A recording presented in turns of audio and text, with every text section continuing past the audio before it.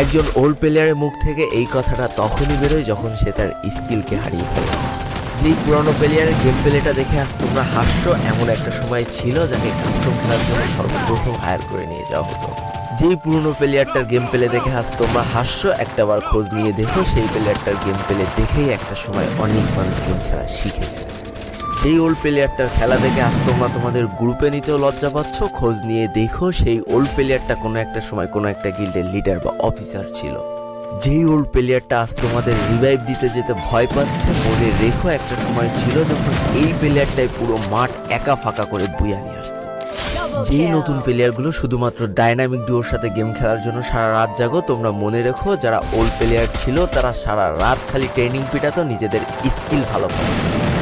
আমি জানি আজকের দিনে যারা অনট্যাপ মারা প্লেয়ার তারা কখনোই ফিল করতে পারবে না যে বসে জুম করে উঠে হেডশট মারার মজাটা আসলে কি ছিল।